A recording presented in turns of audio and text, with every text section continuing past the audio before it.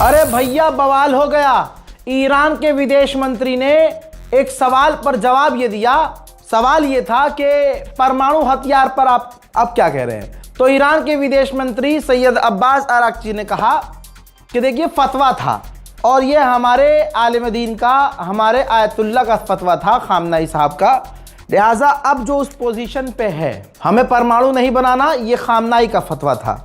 अब उनकी जो पोजीशन, उनकी कुर्सी पे जो बैठा है, जो अब सुप्रीम लीडर है, अब परमाणु हम बनाएंगे या नहीं बनाएंगे, परमाणु हथियार हम बनाएंगे या नहीं बनाएंगे, ये तो अब मुज्तबा खामनाई जो नए लीडर हैं वो इस पर हुक्म देंगे। तो दोस्तों, जहां तक कयास लगाए जा रहे हैं, जो मुज्तबा खामनाई हैं जिस तरह के, और क्योंकि वो फौज से हैं, डायरेक्ट वो फौज में उन्होंने काम किया है, तो जाहिर सी बात है। और ये भी बातें सामने आ रही हैं कि हमेशा से मुज्तबा खामनाई परमाणु के समर्थन में रहे हैं, लेकिन क्योंकि वालिद मोहतरम ने और उस वक्त के आयतुल्ला खामनाई ने साफ इनकार किया हुआ था और फतवा जारी कर दिया था, तो उस फतवे को अब किनारे करके जो नया फतवा जारी कर सकता है अब यही आदमी है जिसका नाम मुज्तबा खामनाई है। तो चीज़ें अब बहुत ज़्यादा बदल सकती हैं इस जंग के बाद। उधर दूसरी तरफ आपको ये भी बता दूं कि अब्बास अराक्ची ने यह भी कहा कि इस जंग में अमेरिका को इजराइल ने घसीटा। ये जंग थी ही नहीं अमेरिका से, इजराइल ने ज़बरदस्ती की और ज़बरदस्ती अमेरिका को जंग में घसीटा और अब भीख मांग रहे हैं स्ट्रेट ऑफ हॉर्मुज़ खुलवाने के लिए। स्वैग देख रहे हो आप दोस्तों। अब्बास अराक्ची ने यह भी कहा कि हम सीज फायर पर भरोसा नहीं करते। बिल्कुल अच्छी बात है, बिल्कुल सही बात है। उन्होंने कहा सीज फायर पर भरोसा नहीं करते, हम जंग खत्म करना चाहते हैं, हम खत्म ही करेंगे, लेकिन हम देखेंगे अपने इंटरेस्ट, हम देखेंगे। हमारे पास पर्शियन गल्फ है, उस पर हमारा पूरा कंट्रोल रहेगा। आगे भी हम देखेंगे कि हमारा फायदा जिस चीज में है, जो हमारा इंटरेस्ट है, हम उसी हिसाब से जंग खत्म करेंगे। जाहिर सी बात है, ईरान पहले भी कह चुका है हमें परमानेंट गारंटी चाहिए कि हमला दोबारा अमेरिका नहीं करेगा। हमें गारंटी चाहिए कि हमारे खिलाफ कोई शैतानी साजिश नहीं रची जाएगी, हम पर हमला नहीं किया जाएगा, तमाम इस तरह की बातें। और हम पर जो पाबंदियां लगाई गई हैं वो हटाई जाए। बल्कि कहना ये चाह रहा हूं मैं कि ईरान को तो सीज फायर करना ही नहीं चाहिए और साफ कहना चाहिए कि जंग जब रुकेगी जब आप हमारी सारी शर्तें मानोगे। जिस बात को लेकर मैं आपको शुरू से समझा रहा हूं, अल्हम्दुलिल्लाह वो बात अब्बास अराक्ची के मुंह पर आ गई है। एक और रजाग्राफी आपके इस भाई की बात सही साबित हुई है। उन्होंने कहा कि हमें जान देने से कोई गुरेज नहीं है। समझ रहे हो जो मैं कह रहा हूं शुरू से, कि ईरान का बच्चा बच्चा भी अपनी गर्दन पर तलवार खा लेगा, अपने सर पर मिसाइल आती हुई देखकर ना ऐसे हाथ फैला देगा, लेकिन अमेरिका और इजराइल के आगे नहीं झुकेगा।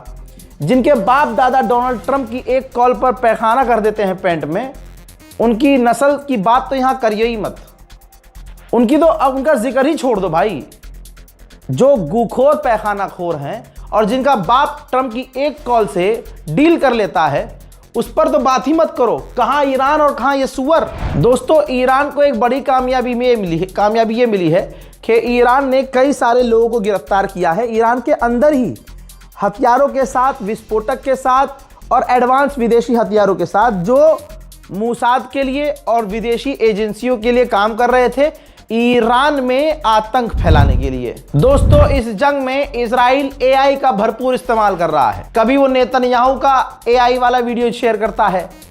जाहिर सी बात है, दुनिया की टॉप एडवांस हमारे पास जो एआई है, जो हिंदुस्तान में आया है, हिंदुस्तान में तो चीजें वैसे भी 10 साल बाद आती हैं, जो यहाँ एआई अब आया है, वहां दूसरे देशों में, बड़े देशों में, एडवांस देशों में 5 साल 6 साल पहले से एआई है। आप समझ रहे हो, भारत का इंसान अगर किसी चीज को समझ रहा हो तो सोचो ये आम हो चुका है, तभी भारत के मुसलमानों को समझ में आ रहा है। नई नई चीज तो वैसे हमारे सर के ऊपर से निकलती है भाई।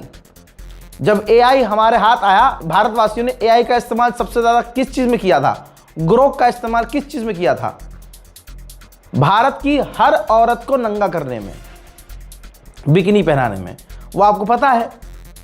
तो ये हमारी मानसिकता है, ये हिंदुस्तान की जनरेशन की इतनी ही औकात है सोचने की। लेकिन जो दुनिया के टॉप, जिन्होंने एआई बनाया है, तो जाहिर सी बात है भाई, जिन्होंने एआई बनाया है, जो तो सबसे पहले से एआई इस्तेमाल कर रहे होंगे। हमें तो पता ही नहीं था कि एआई होता क्या है, वो इस्तेमाल कर रहे थे। और आज अगर हम खुद अपने हाथों से, मेरे जैसा इंसान एआई से बेहतरीन फोटो वीडियो बना सकता है, इंस्टाग्राम पर हर दूसरा आदमी आपको एआई से बढ़िया वीडियो फोटो बनाता दिखा रहा होगा कि हम ऐसा कर सकते हैं, इसको ऐसा ट्यूटोरियल दिखा रहे हैं यहाँ। तो सोचिए अमेरिका और इजराइल क्या एडवांस लेवल का काम कर रहे होंगे एआई पर। तो भाई अब एआई का इस्तेमाल इजराइल कुछ यूं कर रहा है कि ईरान पर हमला कर रहा है और फर्जी एआई वीडियो शेयर कर रहा है, जिसमें ये दिखा रहा है कि हमने जैसे एक फेक वीडियो जारी की जिसमें एक कार के ऊपर अटैक हुआ है, धुआं निकल रहा है, या किसी घर पर मिसाइल गिरी हुई है, और उसने ऐलान कर दिया कि हमने ईरान के टॉप लीडर को कत्ल किया है और ईरान के इंटेलिजेंस ऑफिसर को मारा है, वैज्ञानिक को मारा है। वो वीडियो खूब वायरल भी हुई, कई जगह हमारे पास भी वो वीडियो आई। अब वेरीफाई कौन करे? ईरान ही तो करेगा।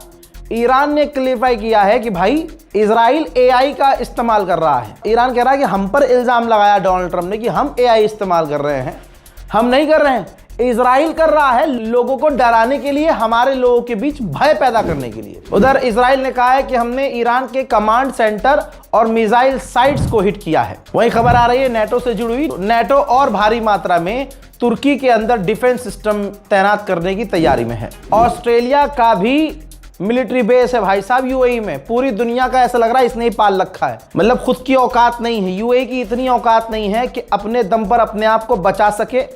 ससुरे ने पूरी दुनिया की मिलिट्री बेस को जगह दी हुई है, फिर उस पर उछलता है कि हम सबसे सेफ हैं। ईरान ने वो सारा भरम तोड़ दिया। तो ऑस्ट्रेलिया के प्रधानमंत्री ने बताया कि हमारा जो यूएई में बेस है उस पर भी ड्रोन हिट हुआ था, लेकिन हमारे जितने भी ऑस्ट्रेलिया के फौजी हैं, क्रू हैं, वो सुरक्षित है। उधर जापान की प्रधानमंत्री ने मुंह पे ही मना कर दिया दोबारा और आके कह दिया दुनिया के सामने कि हमारा कोई इरादा नहीं है स्ट्रेट ऑफ हॉर्मूज में अपनी फौज, अपनी नेवी भेजने का। फिलहाल के इस अपडेट में इतना ही। इस रिपोर्ट को शेयर कीजिए। यहाँ पर कुछ खास वीडियोस हमारे देखने वालों के, और ऐसा तो नहीं है कि 10 वीडियो आया तो 10 वीडियो लगा देंगे हम, ठीक है। धीरे धीरे और जो अपडेट आएगा उसके अंदर जो लोग रिव्यू भेज रहे हैं उनके वीडियोस को हम दिखा देंगे। जय हिंद। अस्सलाम वालेकुम राजा भाई, मैं झारखंड गढ़वा जिला से। यार तुम पत्रकारिता मत छोड़ना यार, कौन हम लोग को सच्ची खबर देगा भाई। तुम एक बार बोले थे खबर छोड़ने को कि मैं खबर नहीं दूंगा, मत छोड़ना यार। ईरान जिंदाबाद, अरब मुर्दाबाद, अरब मुर्दाबाद। अस्सलाम वालेकुम रहमतुल्लाह। रज़ा भाई, मैं कृष्णा मैंगलोर से, कर्नाटक से, मैंगलोर डिस्ट्रिक्ट का है। मेरा नाम है मुजीबुर रहमान। माशाल्लाह कम से कम 3-4 साल से मैं वीडियो देख रहा हूँ तुम्हारा, बहुत बढ़िया सच्ची खबर मिलता है माशाल्लाह। कम से कम मैं कौन सा भी मैं वीडियो कम देखता है, अगर देखेगा तो तुम्हारा रज़ाग्राफी हर दिन देख रहा हूँ माशाल्लाह। बहुत बढ़िया, बहुत अच्छी खबर मिलती है और बहुत शुक्रिया तुम आपके लिए। बहुत मेहनत करते हैं माशाल्लाह, कौम के लिए तुम करते रहो इंशाअल्लाह खैर। अस्सलाम वालेकुम। हेलो राजा भाई, आपका वीडियो एक्चुअली बहुत अच्छा लगता है। आप दुनिया का सबसे पहले मतलब सही खबरें दिखाता है और आपका वीडियो में हमेशा रियलिटी रहता है। आप किसी का समर्थन में भी वीडियो नहीं बनाता है, किसी का अगेंस्ट में भी नहीं, मतलब बिल्कुल सही वीडियो बनाता है। और सबसे पहले आपका वीडियो मैं इसीलिए देखता हूँ कि इंटरनेशनल जो खबर होता है सबसे पहले आपके पास आपका चैनल पे आता है, इसीलिए आपका चैनल देख के बहुत अच्छा लगता है। मैं हमेशा सुबह उठकर सबसे पहले आपका वीडियो देखता हूँ, आपका पेज का जो भी वीडियो ये सब देखता हूँ, बहुत अच्छा लगता है। अस्सलाम वालेकुम रज़ा भाई, मैं महाराष्ट्र बुलढाना से हूँ और मैं आपकी न्यूज़ बहुत टाइम से देखता हूँ। और आपकी न्यूज़ देखने के बाद कोई न्यूज़ चैनल देखने की ज़रूरत ही नहीं, क्योंकि आप सटीक खबरें देते हो और ऐसे ही वीडियो बनाते रहो और सच्ची खबरें बताते रहो। हमारा आपको फुल सपोर्ट है। अल्लाह आपको कामयाब करे।